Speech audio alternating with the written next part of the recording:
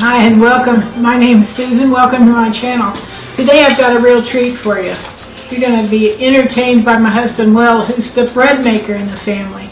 He's going to show you how he makes bread with freshly ground flour. Yeah. So We mill our own. take it away, Will. Oh, thank you so much, honey. We like to mill our flour because when we mill it, we find that the fresh milled flour doesn't have any additives. There's nothing in it other than the wheat berry itself. And we mill that up and we come up with some really tasty bread. It's amazing when you mill the flour how much flavor you get out of the bread. So that's what we do. So right here I have some flour that I have milled. Now, this particular recipe comes out of this book, which I would really suggest if you mill your own flour and do any type of baking at all. It's a great book for you. Even if you're a beginner at it, that's an excellent book. So what I have done here is I have put together some hard wheat, and then I put together some kamut. So I've combined both of them. It gives a little different texture for that, for the bread. Makes it really taste good, and it holds together. And also, I have added something. I put in my bread a little bit of gluten flour. If you have a problem with gluten, don't do this. But I do that because it helps the bread to bind. And as we do that, I'll mix that in there. That's what I put in there is 1/4 cup of gluten flour. Good stuff. As far as I'm concerned, it helps things go together well. So I'll just kind of stir that in there to begin with. Now, I'm using an Ankerstrom, and I love this thing for bread making. It is superb. It does the mixing, does the kneading, and it does it so well. So the first thing we do with this is we have to mix our wet things together, our wet ingredients. So I take 1.5 cups of water. I take 1.5 cups of milk. Then I add 6 tablespoons of butter to it. And then I put it in the microwave.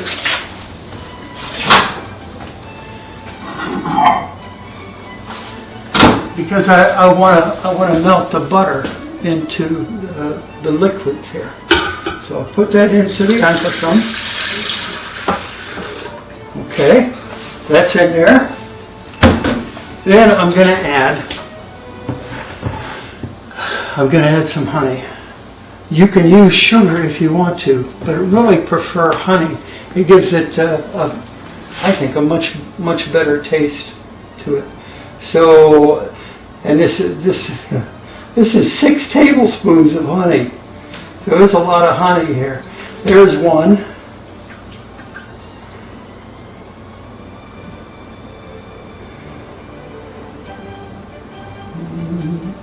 2.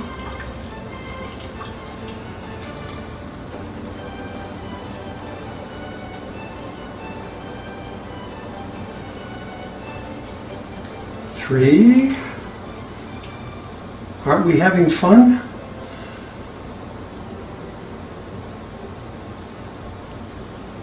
4.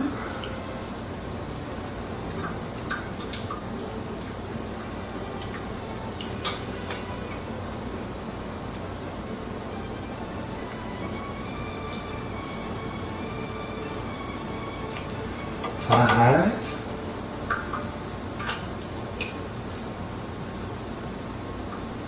And 6. Okay, we got that in there. Now, what we're going to do is we're going to add some eggs to this mixture and a little bit of salt.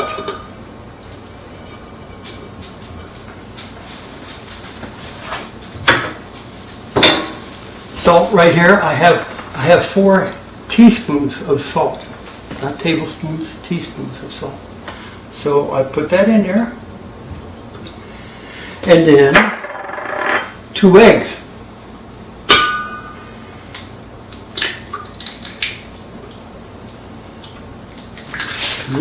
One egg, 2 eggs.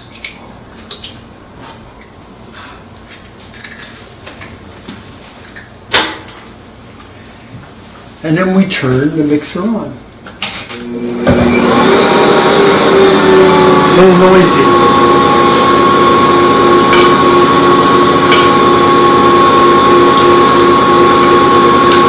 I'm going to break up the eggs a little bit.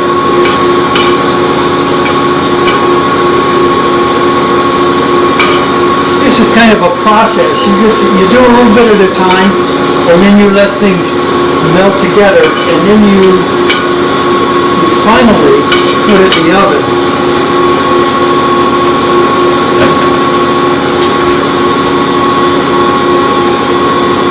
And you have some incredible bread. So after that mixes together, the liquids, the salt, the honey, the eggs, now we're going to add the dry mixture to it.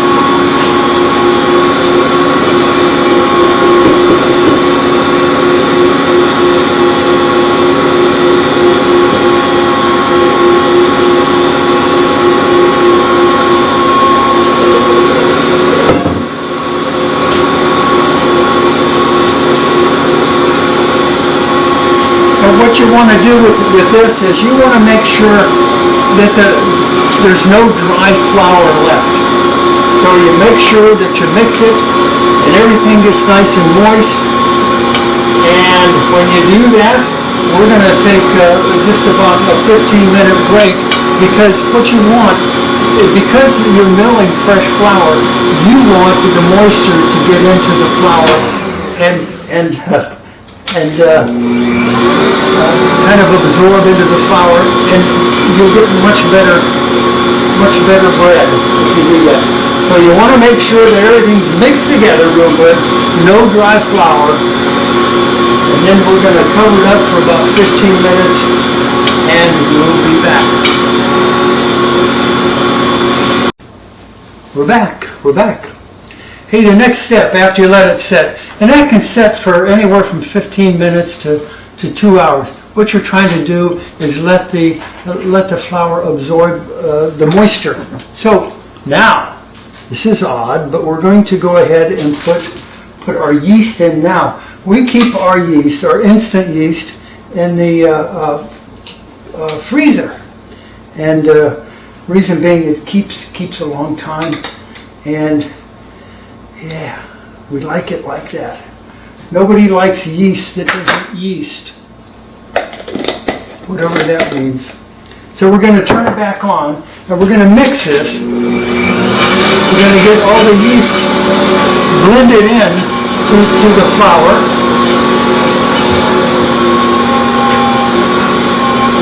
Yeah, it's doing its thing. Now that's going to take just, 4 or 5 minutes maybe. And then after that, with the Acroshum, it has something that it does kneading for you. So we're going to change attachments, and we're going to put this in, and we're going to let it knead for about 25 minutes or so. And the reason is that you want everything to work together. You want the gluten to come alive. You want the yeast to come alive. You want everything to kind of put itself together. And then there's a thing called a window pane test, where you take the dough and you lift it up and you get it as thin as you can, and if you can see through it, that means it's ready. And when it's ready to do that, then we're going to let it set for probably about 2 hours and let it rise and double in size. So I think that our dough is ready right now. So let me show you what we do here. So with the Acroshum, we change this. This is the mixer, whatever you call it. Little gizmo that makes everything go together. So we're going to put that, clean that up real good.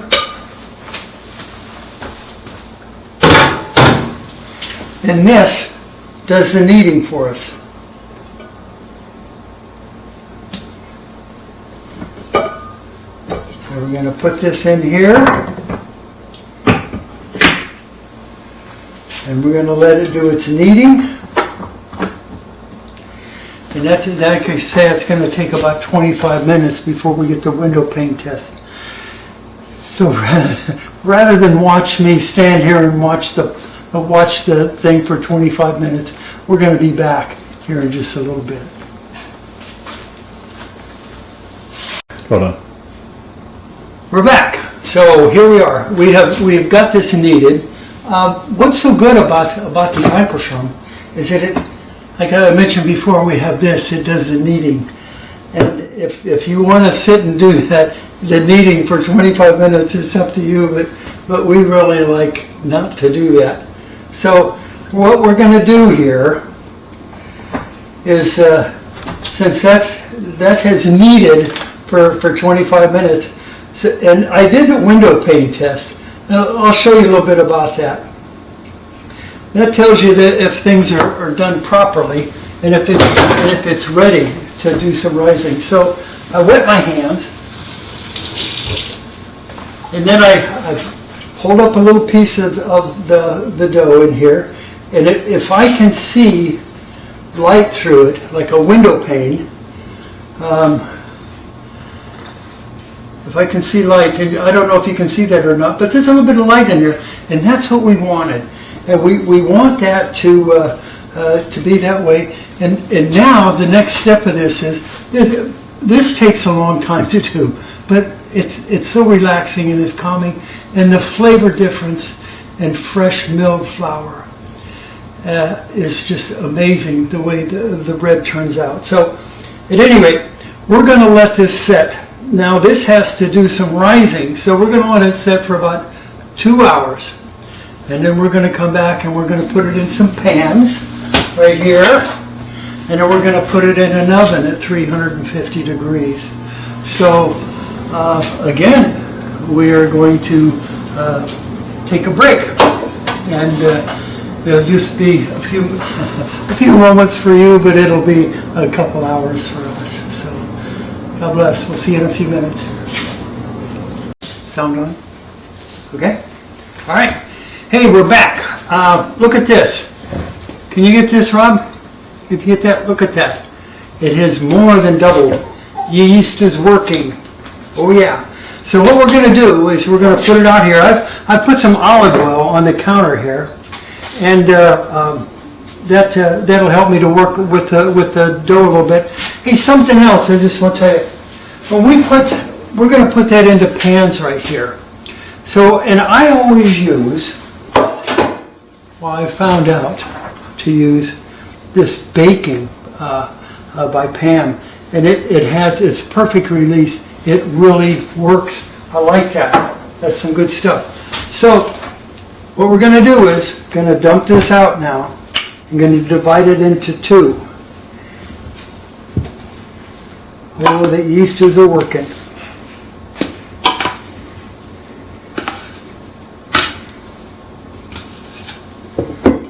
Oh boy. Yes. Looks great.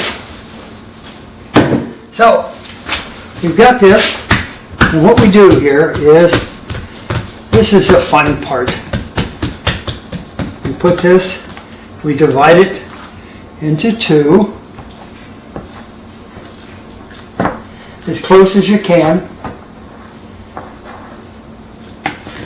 Set this over here for a minute, and we'll set this right here. Now what we do is we flatten these out like that, and then we fold the ends in,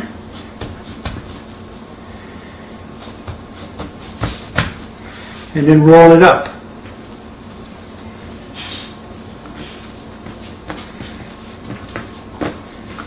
Make sure that we're tucked together, kind of squeeze everything together there. Squeeze the ends together. Make sure it's all nice and buttoned up there real good. And now we're going to put that into a pan. right here. That's one.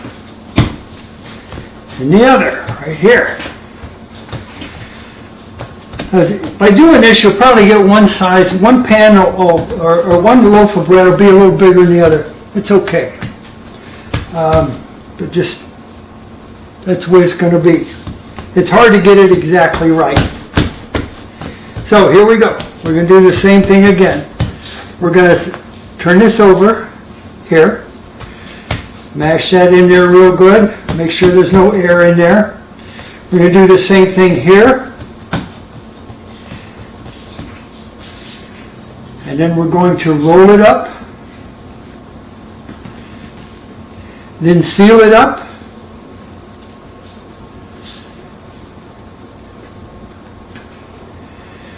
Seal it up real good.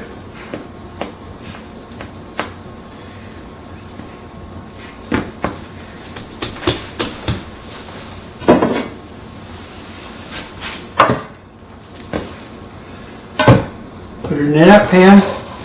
We're gonna cover it again, and we're gonna let it rise probably for about 40 minutes or so is all. So after it rises, we'll be back, and we're gonna put it in the oven. So we'll be back real quick. Okay, we got one loaf out.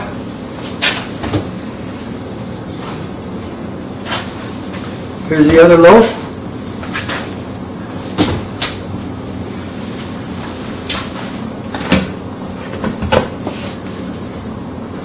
That's why I use that pan. They just fall out of the pan.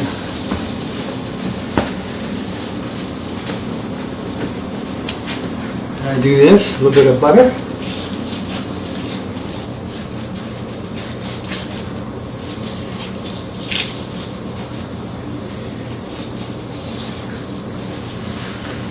And there we go. Reason I really like to mill flour is the fact that there are between 40, about 40 of the nutrients and the minerals and the antioxidants that we need for our body. 40 of the 44 that we need are found in the wheat berries. It's a good way to eat healthy. It's good for gut health. And if you ever consider milling your own flour, you'll find that bread tastes really good. It has a great taste to it, and it's good for you. So thank you. Next time, Susie will be with you. I just do the bread around here. She does everything else. So God bless, and thank you for watching. Have a good day. Bye.